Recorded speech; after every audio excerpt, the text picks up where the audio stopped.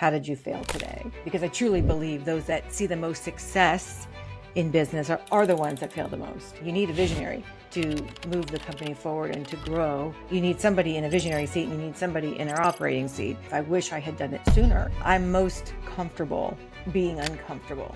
So I need change. The only time I feel like I or my companies grow is when I'm changing. Whenever there's change, new opportunities exist. I have definitely been given opportunities to sit on boards and been told it's because they needed the token female. It's like a slap in the face. I can't control that I was born female. So much is impacted by having a home. And so you just saw how a house changes the trajectory of a family. And that's one of the reasons I wanted to switch from healthcare to real estate, is because I saw how a house, it's not just a house. Did my presence improve somebody's life today? That to me is success. Betsy, thank you for coming on our podcast. You have had a fascinating career starting in the pharma industry and now in real estate. Could you share one thing that you took away from your time in pharma that you apply in real estate? Ooh, just one? You can do more than one. Probably the biggest thing is that I left the pharmaceutical industry because I was not passionate about it. And I spent a decade in the industry, and through a series of life events, had the opportunity to pivot and did pivot and went towards what I was passionate about. So I don't know if I learned it there, but I learned what I didn't like. And there was elements of the career that I absolutely loved, which was the marketing aspect of it. But I was not passionate about the products that I was responsible for. And I felt like that was a really big disconnect. And so it was great to be more in alignment in moving into an industry that I am passionate about, and to be able to market things that that just spoke more to me, and I could see the impact. You really see the impact that a house makes on a family. So for me, that was a better fit. And so that's probably the biggest thing that I got from that, is understanding that and recognizing that it wasn't a good alignment with what I wanted to do, and move towards that, which was more fulfilling for me. From health to housing, you have mentioned stepping out of the operator role and into the visionary role as being crucial. What about that is significant for a company's growth? Oh, wow. Well, I think it's paramount, because if unless you have a different visionary, you need a visionary to move the company forward and to grow, and to just stay on the forefront of everything. So that person, unless you're, an N of one or two, like it's not a large company, you really do need somebody who's focusing just on that. And then somebody else, or a variety of people, focusing on the day-to-day operations of the business. And so I believe if you want to scale, you cannot stay. Well, somebody needs to be in that seat, but it could be you, but you need somebody in a visionary seat and you need somebody in our operating seat. And it's very difficult. It's two different skill sets. And I think you rarely find somebody that is truly, their unique ability is in both. So I think if you have the ability the resources to hire somebody in either one or the other seats, whichever one you're not, I think that really expedites your growth. I wish I had done it sooner. I'm 20 years in, and I just got my operator 3 years ago. So 17 years in the business, and I didn't have an operator. And I think that did cause me to slow down. Are there any entrepreneurs that you think do this well that we might know about? Well, there's a lot of, when you think of all the big companies, the people that you're thinking of, they're the visionaries. They're not in the day-to-day operations. I've heard Steve Jobs be criticized because he's not an engineer, but it seems like he would be more the visionary. Correct. Totally. You're right. Elon Musk I was is going to coming say from like an Musk. engineering background, so he Yeah. seems to perhaps have a bit of a crossover, Mm-hmm. but certainly doing visionary things. Yeah. When I think of Satya Nadella, the CEO of Microsoft, I don't know much. He seems a little more, I don't want to say reserved, but less, flamboyant, let's say, compared to some of the other CEOs. So, yeah, and similarly, Zuckerberg. with Sundar. I think I was just curious if you thought of any others that maybe had a good balance there. Zuckerberg, I think he would be one that's Okay. definitely a visionary. Sarah Blakely with Spanx, I think she's I definitely the love her visionary. story. Yeah, Did you ever see the masterclass? I think it's like masterclass.com. Like yeah, she did a course there.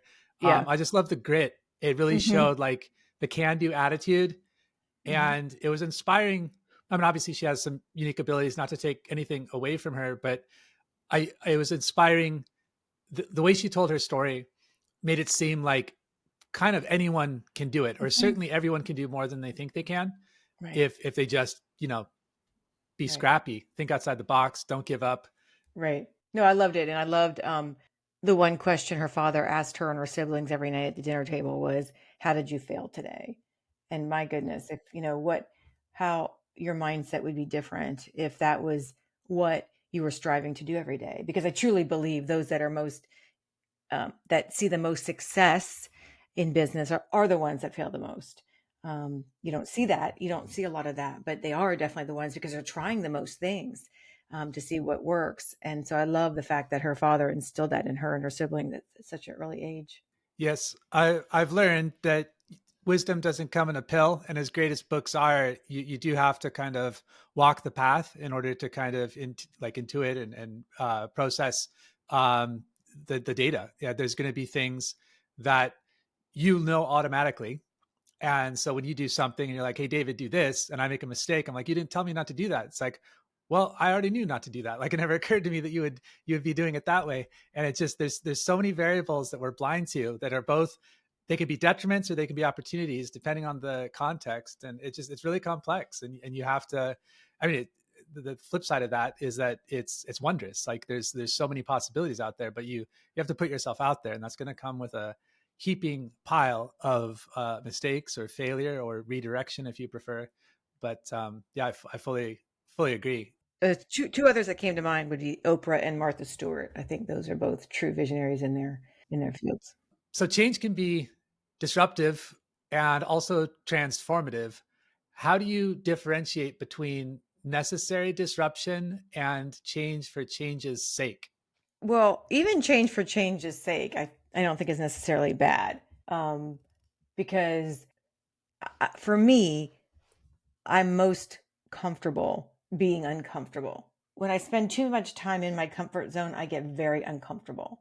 So I need change because the only, for me, the only time I feel like I or my companies grow is when I'm changing or when they're changing. And so even when there are, I tell my children all the time, it's like when you go to the restaurant and you get the same thing every time and you love it, great. You know what to expect, it's going to be a good experience. But if you actually order something different, even if it's not as good, it like taste wise, sometimes it's better because you've experienced something new. And so you've learned something. Either you learn new textures, new flavors. Oh, I don't like that. You've just added something to your growth. And you will remember, your brain remembers that as a different experience than having the same thing again at the same restaurant. So that's where I feel most alive, is through change. So I guess I'm not so much concerned about change for change's sake versus change that is indeed required. But for me, so I like change just in general. I embrace it. I look at it as an opportunity. I mean, when COVID hit, everyone freaked out, which I understand, but I'm like, great, because whenever there is change, new opportunities exist if you're willing to have that mindset. And if you don't have a fear mindset, it can be so wonderful and expansive. So I kind of thrive on that environment. But in terms of indicators on how I mean, you can look at things like if you're starting to get stagnant, whether personally or your businesses are getting stagnant, if you're feeling out of alignment in your body, that would be a time for change. So those are some things that are measurable or you can feel. Um, but just change in general, I think, it's just the only thing that we know for sure will happen. And I think the more we can embrace it and see the opportunities in it and not fear it, the better off we will be. Spoken like a true entrepreneur. I do think it comes down to, like you said, glass half empty, glass half full, scarcity I'm glad I mindset, have a growth glass. mindset. I'm just glad I have a glass. Well, when you look at, I mean, there's so many ways I could go with this. I guess I'll just say, if you think that you know enough, and like if you look at like probability, like there's a higher probability that what I know is enough, um, then perhaps you want to try to protect that and not risk it. But if you, and in my case, I was like humbled by discovering like I know nothing. And so for me, it's like you mentioned about the restaurant, I thought that was a great analogy. It's like, yes, like I don't know if it's going to be good. I don't know if it's going to be bad, but I know I'm going to know more than I know today. So yes, the answer is always yes. And it kind of compounds. Like you mentioned, like when you discover something you don't like of course it'd be nice if I like only discovered things I liked, but that's not realistic. And also, I guess two things: discovering what you don't want is so much, like it helps clarify like which direction to go. And when you do discover what you want, it makes it that much richer. So it seems to be part of nature. So I say dive in and embrace it and level up. But I mean, to each their own, I suppose. So you emphasize the importance of mentoring and coaching. Who are your mentors, and what's one piece of advice from them that profoundly influenced you? My mentor, so I have different kinds of mentors. So I like to have mentors in each of my life pillars. I try to have 6 to 8 life pillars at any one time that I focus on. And so career is one of them, finances is one of them, health is one of them. Everyone has their own set of life pillars. But so I try to have mentors in each of those life pillars, because I do think it's hard to find a great mentor in, for example, your career, and then that also be your health mentor or your spirituality mentor. Usually they're not one and the same.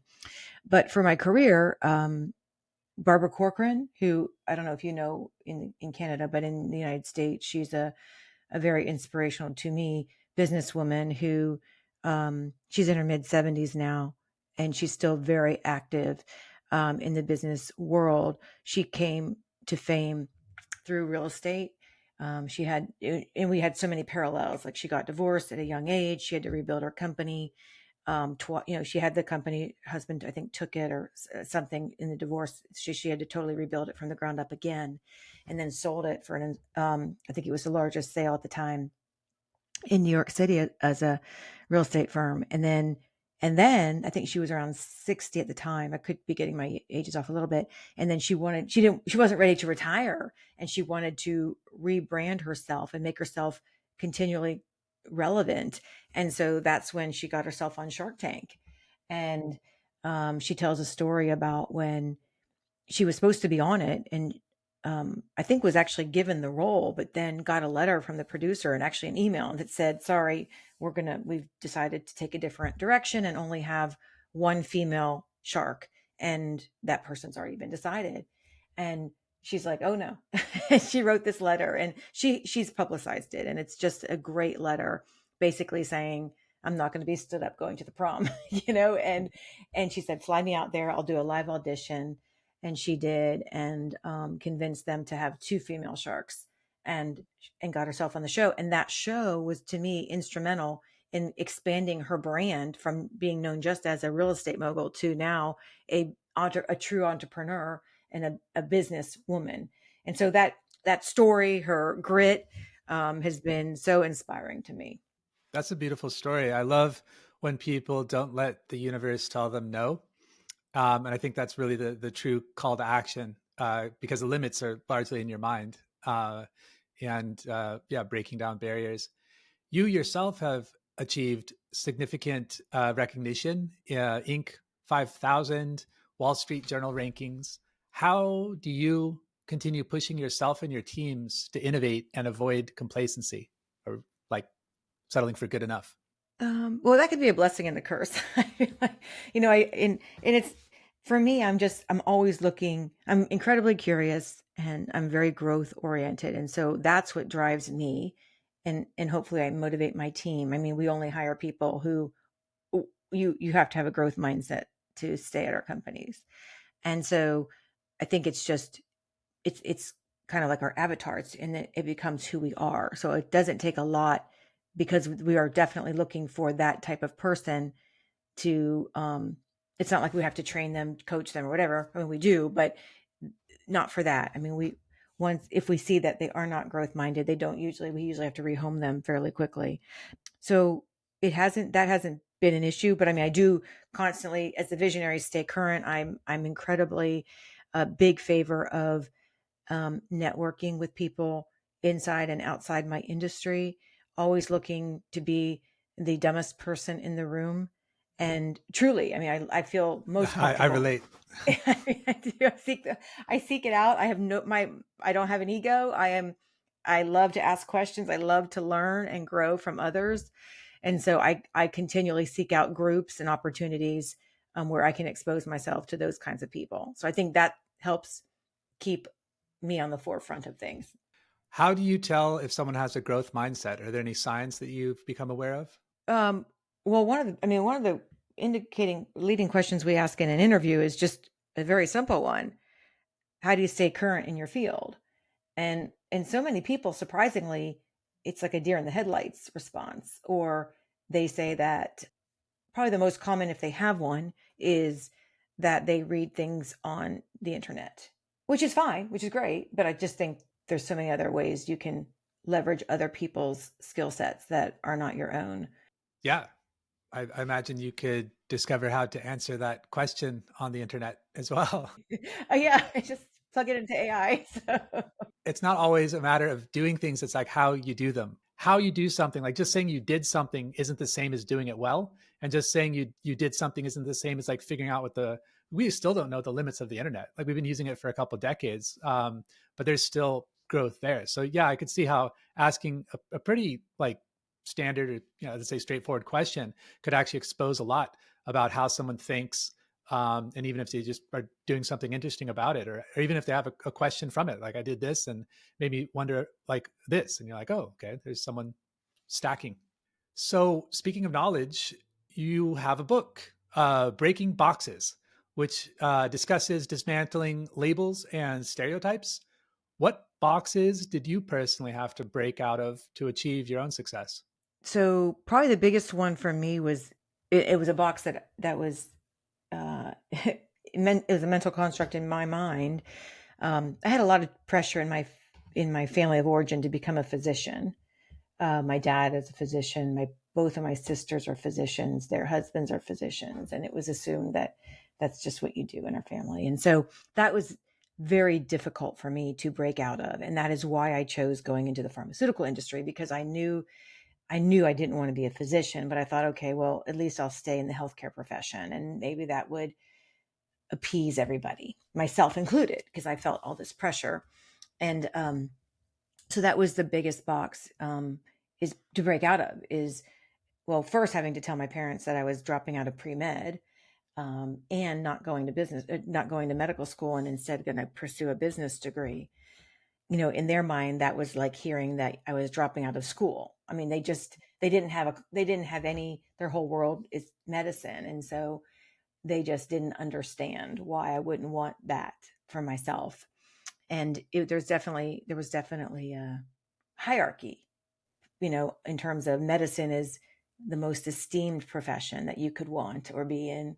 And then everything else was way below. And so that was really difficult for me to be able to tell them, you know what, I just don't, I'm not, that's just not meant for me. Um, and so that was probably the biggest one that limited me. I mean, I feel like I could have started on a path much sooner had I been willing to let go of that desire to please everybody.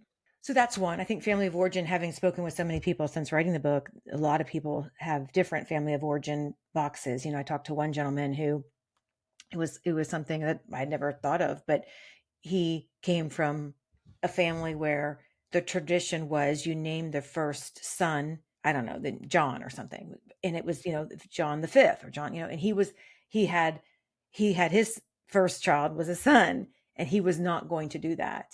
And his family almost disowned him because he stopped that tradition. So it could be something so small, not small to me, that seems small, but I've never faced that. So just family of origin everyone seems to probably have there was some kind of expectation just based on the family you were raised in, that might feel constraining or limiting to you. But other ones, gender has been a big one in business. I have definitely been given opportunities to sit on boards and been told it's because they needed the token female. Can we pause on that for a moment, because I've seen this from two different sides now, and I don't hear it as much from the side that it's not positive, 100% positive, let's say. I think it's probably one of those trade-off situations. Could you tell us what that feels like as a successful businesswoman who is told that they were chosen based on immutable characteristics?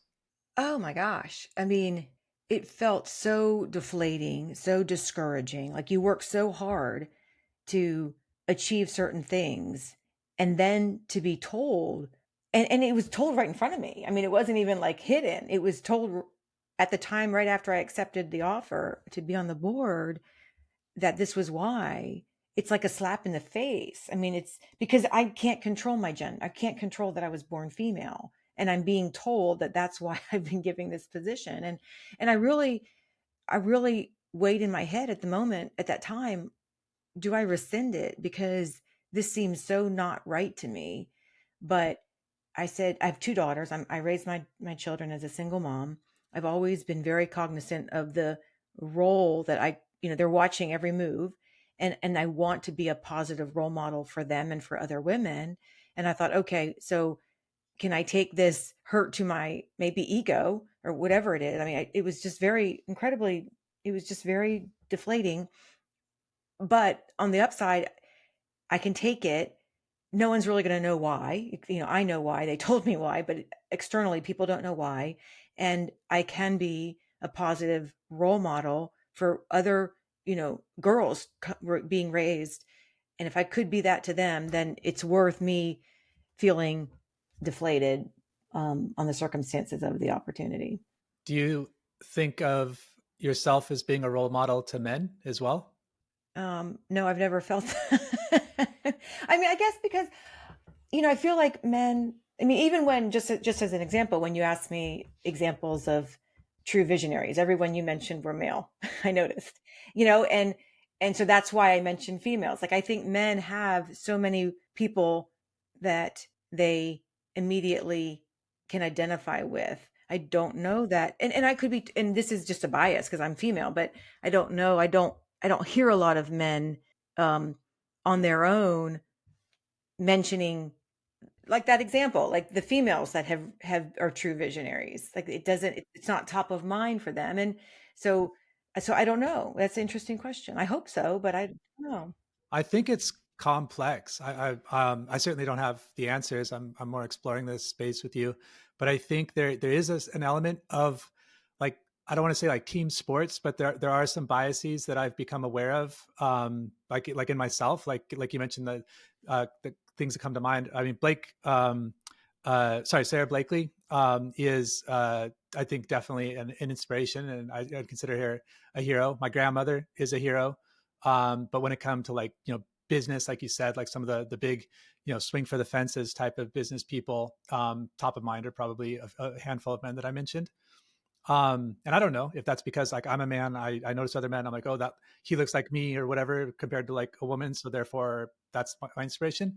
But I wonder if, I mean, it's complex because there's different, different things. I think as a man, I have been inspired by women, um, and I've been inspired by men, but I also have some blind spots, and I think women have some blind spots. I think we're all kind of complex, and we're living in a complex kind of an environment.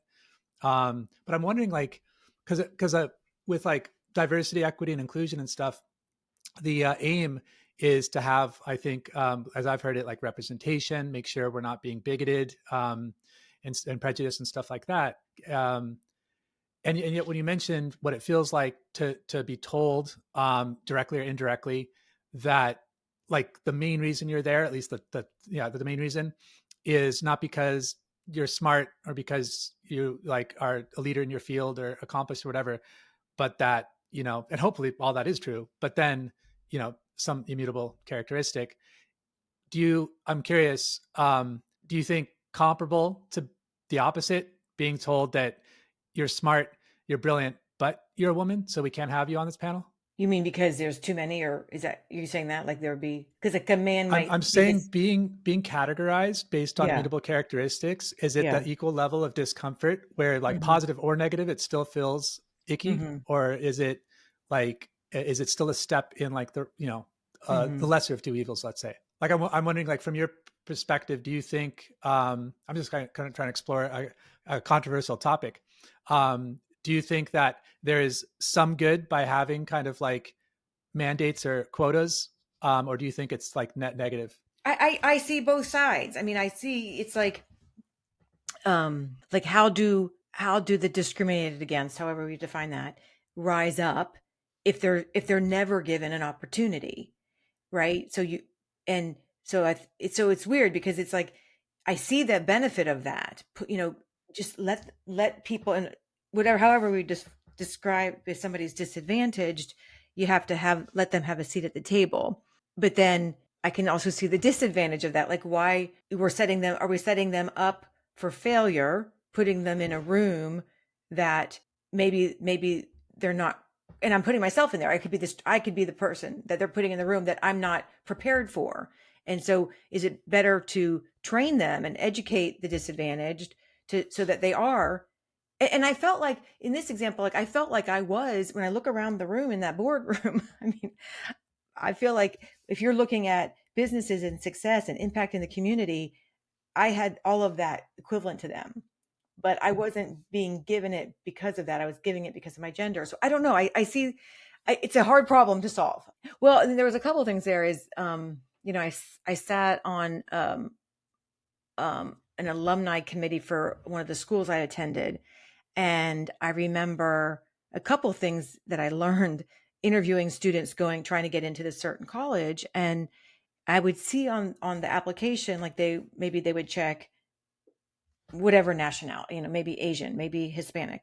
And I asked once, I said, well, what is the criteria? Like, do you have to be 10%, 5%, 2%, 25%? Like, I didn't know. I was just curious because I had heard, and I don't know if they still do, but there were quotas at some point where we're trying to get a diverse group of people. And I was told that there is no, it's just how they identify. There's no definition of you have to be X percent this to say you are a minority. And I was like, wow, that's interesting. Because as long as you identify in that minority class, then you get put in that bucket and it might be easier or harder for you to get into that school. And I was like, well, that's so interesting. I mean, I just never realized that you didn't have to prove, I guess, your ethnicity or whatever. You know what I mean? I thought that was, so I don't know. I don't know. I think it's hard, very hard problem to solve. I think life is complex. It's like, the universe is chaos, and it's a game of growth, and whatever kind of works, history is written by the victors, so to speak. And so, that's perhaps one more kind of piece on the game board, is now you can do this. There's benefits and detriments. I think that it's a kind of a slide, like a spectrum or a sliding scale, where sometimes I think it's great and brings a tear to my eye when I see someone get a shot, and sometimes I think it's a detriment to all of us. If you put me in a position that I didn't earn, it could be a danger. Like maybe my ego likes it because I have status, and I can say, "Look at me, I'm this thing." But like, guess what? Our ship just crashed into an iceberg. It's so, like the butterfly analogy, like when the caterpillar and the butterfly, like the butterfly needs the resistance to kind of bring blood flow to its wings in order to survive. Like if you open up it's, I forget, the cocoon, it's basically you've killed it essentially. Like so that's maybe an overused analogy, but there is, like, I think some part of nature that like resistance is part of it. And it's uncomfortable. Not all of us are going to make it. That's an uncomfortable truth. I think it's beautiful that we have empathy and try to help each other, but it really is complex, like trying to figure out. There's this show that I really love called The Expanse. It's got a really talented team. I think people that worked on Game of Thrones and Iron Man were like writers, and great cast. And there's a line in it, also from the books, It goes something like, just because someone's an underdog doesn't mean they're good. And I thought that was pretty. There's a couple powerful lines in there, but that was one, because I always rooted for the underdog. I love the underdog story, um, but sometimes you have to use critical thinking. Sometimes the champion is the good person. Like Hmm. sometimes the underdog is a good person as well. Like you Yeah. don't, if you just set like a label, like, oh, they're, they have brown hair, Right. therefore this. Right. It's So anyway, I Well, think that's it's interesting. complex. One of the I have a nonprofit, and one of the things we've aligned ourselves with Habitat for Humanity. I don't know if you have Habitat up Yeah, in Canada. Okay, I'm familiar with so it. I love. So their motto is a hand up, not a handout. Yeah, And so I like that, where you're giving somebody a chance. So to qualify to buy one of their homes, it's not a handout. It's you have to perform 240 hours on the job building your own home. You have to take classes. Like they tee you up for success. So that I'm all in favor of. It's an underdog, but you are you have a support network. You have to perform certain things to qualify and keep the opportunity that's being given. And so I yeah. feel like that I like. The handout component I'm not a big fan of. Mm. Yeah, speaking of Pepine Gives, Hmm. am I pronouncing that correctly? Yeah, Pepine. So affordable housing is something that just seems like harder than like, you know, nuclear physics or like finding the cure for cancer. Mm. Why? Like, it seems to be one of those things that's so obvious, and yet it's something that escapes everywhere. What are your thoughts on why it's so hard to have affordable housing? I think I think we have to, because I've also done a lot of work with the homeless. And I was very naive before I started working with the homeless. But well, one, and most people know this, a lot of homelessness is a result of addiction and mental illness. Um, and they go untreated. But there is a large segment of that population that don't want treatment. They are very aware of the free options available, and they are choosing not to get well. And there's also, I think, a certain segment of the population that doesn't buy into the model of wanting the house and the job and the traditional family. And that's okay. But what do we do as a society with people who don't want to conform to what most people think of as, for lack of a better word, the American dream? I mean, there's just some people who don't want the model. And so then I don't know, as a society, we have to figure out, that's fine, but what is the how do we accommodate everybody? So that's one component. But then the people that actually want to be in a home, but just can't get it together, that's a different problem. And so that and that's where I feel like the resources like Habitat and a lot of the we have a lot of other organizations that support that group, where they're showing signs that they want a different life situation for themselves. They want to change. They want to have something different. Um, that's becoming the problem is the median incomes don't support the median housing cost. And how do we I don't know economically how we adjust for that, especially now with there's been a shortage of in housing inventory in our country since before the right before the 2008 recession. We have not even come close to recovering from that housing deficit. So there's going to be a shortage for years to come. You can't turn that around in a year or two. So we have that. I mean, we still aren't at the same levels of building that we were in any one year prior to 2008. So we have this just total accumulation of underbuilding. Meanwhile, we have pretty high inflation. Um, so there's just the disparity is even greater now than ever. So that's a big nut to crack. I didn't realize we were still in the throes of the 2008 recession. I thought we were on to new recessions. We're coming up on 2 decades. In the US, we have not. When you look at the growth rate, what the number of new constructions and new builds coming in every year, we have not reached in any one year what we were at right before the recession. And so we just have this dearth of inventory. And so you can't fix that. You can't fix that in a year or 2 or 3 years. We are seeing, in terms of affordable housing, like our community, just our town just recently passed ancillary dwelling unit. So you can put an ancillary dwelling unit on your property. And so the idea was to help address that issue. And so they were hoping people would put these smaller, kind of like tiny homes on their properties and have people be able to rent them cost effectively on your property. I think there's also a fear that that's just going to be used as an in-law suite or, a home office or something like that, and not really addressing the affordable housing issue. I don't know. It's too new to know. I think 90% of the time it will be. Yeah.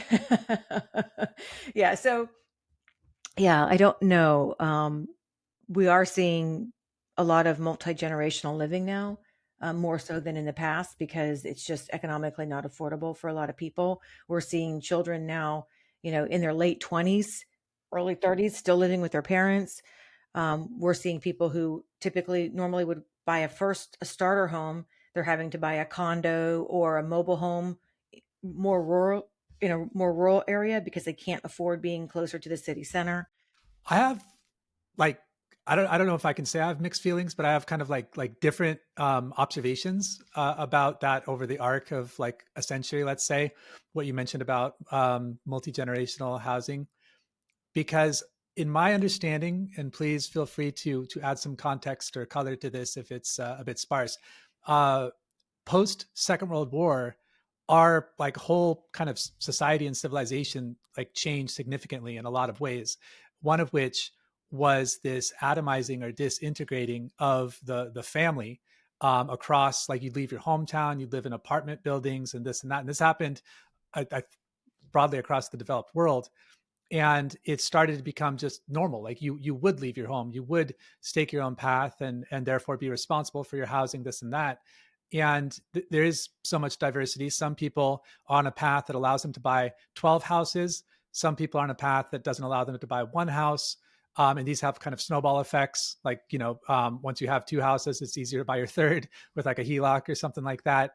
And or just, assets to leverage.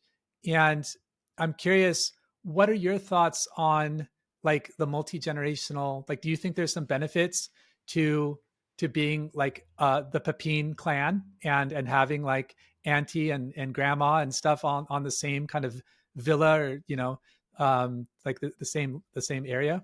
Yeah. So, it's funny you ask, because I'm literally talking to you in my grandmother's house. This was my grandmother's house, and I grew up next door. So we are very much a family that likes to stay together. Um, we're Italian. In Italy, they still do that. A lot of families stay together, and certain cultures, I notice, definitely they come in and it's a compound. They come in and they need a large plot of land. They put 4 or 5 houses on it. Um, it's just in the US, that's just not been our model for, like you said before. I mean, since the war. Um, I personally love it. I have 2 children. One lives in Australia, and that's really difficult. One lives 3 streets over, which I love. Um, I just think there's so many benefits, economically and non-economically, to keep the family unit together, especially when you start having children and the parents and the grandparents are involved in the babies and children's lives. Just what a rich environment. And that's why, I mean, I grew up with my grandparents next door, and it really, I think, changed who I was for the better. Um, so I love that and wish Americans would return to that, besides the economic part.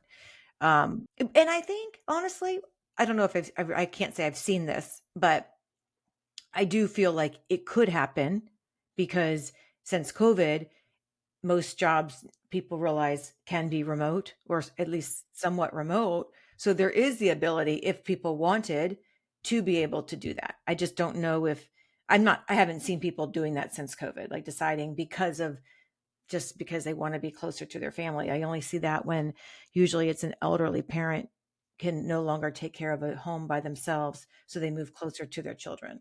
But I'm not seeing it being proactive at a younger age, which I wish I could see. Hmm. What's one story from your nonprofit work that's deeply impacted or changed your perspective? I don't know if I have any story in particular, but just seeing, the reason we started this foundation was because when I was in graduate school, um, strangely, I got to take a class that I can't believe it was a class. Like you could go into West Philadelphia, gut out row homes, I rebuild them. just had the theme song from Bel Air enter my head as soon as you said West Philadelphia. Yeah, yeah, that's where he's from. So, and then you rebuilt them with donated supplies and basically donated labor because we were students. And then we quote unquote sold them at cost to these cost burdened families. And so Mm, you just saw how a house changes the trajectory of a family. When you look at the statistics, I mean, they get higher degrees, they get less sick, their state of well-being is higher. I mean, so much is impacted by having a home. mm, So that and that's one of the reasons I wanted to switch from healthcare to real estate is because I saw how a house, it's not just a house. I mean, it provides so much more than that to a family. So mhm. I think it's just in general what the role a house can play in a family unit is what's impacted me the most. What daily habits or rituals help you maintain your vision and drive, even on challenging days? So probably the biggest one is I do have a habit tracker. So it's a daily habit tracker, and every month I at the beginning of the month I set out what habits I'm trying to, well, what behaviors I'm trying to make into habits. And so there's usually anywhere from 8 to 15 habits I'm working on. And every month I carry over the ones that are not yet ingrained as a true habit where I don't have to consciously think about it. And then usually add a couple. Um, that keeps me on track. I mean, being able to put a dot at the end of each day by each habit that I've done really, like for example, one of the habits is I either do something new or make myself uncomfortable at least once a day. That just it just keeps me on track, and that profoundly changes my life doing it day after day after day. So that's probably the biggest thing that I do. But I do lots of stuff. I mean, I journal, gratitude, do cold showers, exercise, all the things that you hear people do. I'm a big proponent of all of that. Sound like a champion. What's the new thing you're going to do today, or is it going to be a surprise? I have not, I just got back last night from a trip from Africa. So I haven't thought about what I'm going to do, but it will be something. Yeah. Because I want to put that dot down. So your new experience today is being in your grandma's house and relaxing, coming back from your acclimating to the Eastern time zone again. So I've got some rapid fire questions for you. What's one book besides your own that changed your outlook on life? It's an old book, but when I read it, it was definitely life changing. The Four Agreements, especially the one agreement where you just don't take anything personally. That totally changed my life, good or bad. You compliment me doesn't really mean much. I mean, not mean much, but like it doesn't. That's more a reflection of you, not me.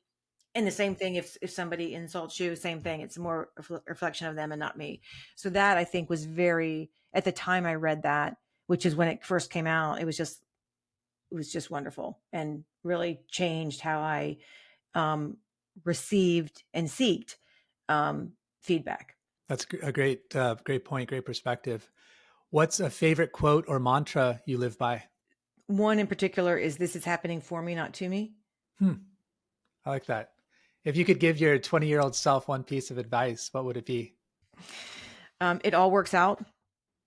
Best investment you've ever made, personal or professional? I would say my formal coaching when I remember I wrote that first check for $25,000. I had to pay it in one fee for the year. And that was a lot of money. It still is. But I mean, that was a lot of money at the time, but I did it because I wanted to invest.